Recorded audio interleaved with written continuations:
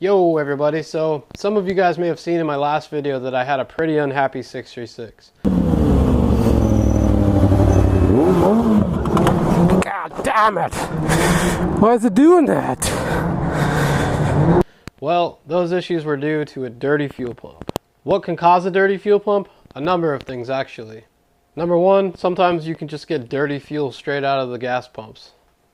Second, if you leave your bike outside for a period of time, or you don't have a garage, then the rain, the dust, and other debris can sometimes make its way past that stock O-ring on the gas cap and into your fuel tank. 3, if you've had your bike painted or your tank painted, then you can almost always count on residual paint getting inside the fuel tank. It needs to be cleaned. Number 4, in my case, I have a cut, fabricated, and repainted gas tank on this newly built bike. And I didn't do a very good job washing the tank out to get all that debris out before I reinstalled my fuel pump and put it back on the bike. So that's why I ended up with a clogged fuel screen in my pump. So since that last video, I needed this bike for another job. I pulled apart the fuel pump and I cleaned it out already. So this bike is good to go. But we're going to use my 2008 Kawasaki ZX6. It has the same pump as this one. And we're going to show you guys step-by-step process. So if you ride a fairly new Kawasaki 2007 through 2017, then this video is for you, because those fuel pumps, they have very similar internals and they're basically identical. So today I'm going to walk you guys through the process that I went through to get this bike running good again, so that hopefully you guys can get yours running great too.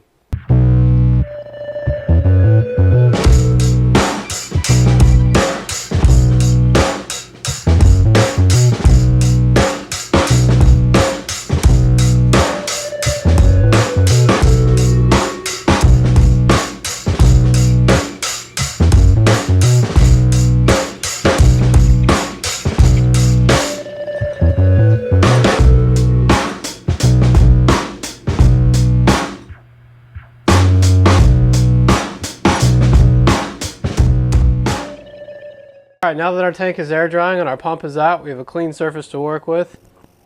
Here's some of the things that you're going to need to get this job done. I like to have a container with some warm soapy water. We can throw the screen in there once we get it out and let all that stuff break apart. Some paper towels, needle nose pliers, a Phillips head screwdriver, a flathead screwdriver. This magnetic tool tray is nice to have just because you can keep a handle on your bolts and nothing goes missing. Some mass airflow cleaner or some brake clean, just something to blast all that dirt away and wipe it away with some paper towels once we get in there.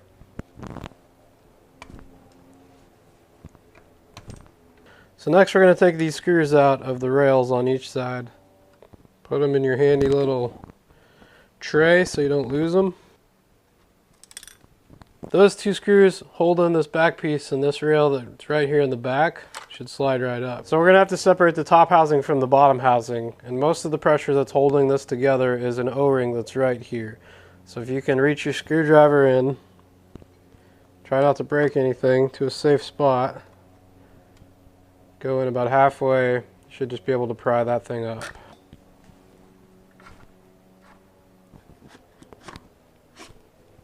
So there's the pump, and there's the filter. So the best way to get this filter out is to get a good hold of it, wiggle it around until it comes right out. The next thing to do is to drop this thing inside of your warm soapy water. Slosh it around a bit and try to break some of that dirt free that's inside of it. While the screen is soaking and breaking up all the junk that's in it, it's a good opportunity to take some cleaner and clean everything else.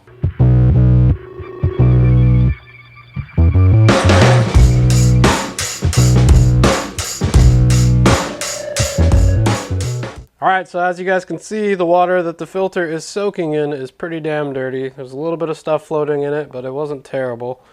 So now we're going to take it out, rinse it out real good, get it ready to reassemble into the pump. Your filter should be this little light gold color. So the first step to reassembly is putting the actual pump back into this housing. Bring it all the way down, falls into place, and this filter snaps into it in the bottom. So you gotta kind of tuck the filter in, push it down. Alright, so we know the wires run down the back side, and this tube comes through the housing here. You're going to want to pull this O-ring off for right now.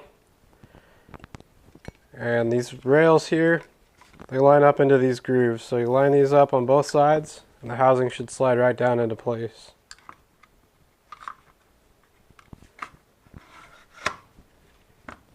Put your O-ring back on. Now we can reinstall the top half of the housing. Same thing, line those up. That O-ring needs to snap up into the housing, so you're going to have to push down.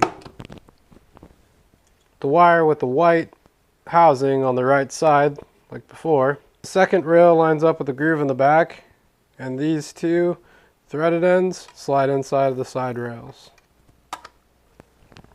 Don't forget to reattach your ground wire to the side rail. Put your second screw into the side rail. The only thing left to do is to run this wire back down where it belongs. Alright, now we can reinstall the fuel pump. Don't forget to put your O-ring back into place. Make sure you install the pump in the right direction so that the fuel hose can reconnect as it should. Put your bolts in a star pattern just like you would reinstalling a tire on a car.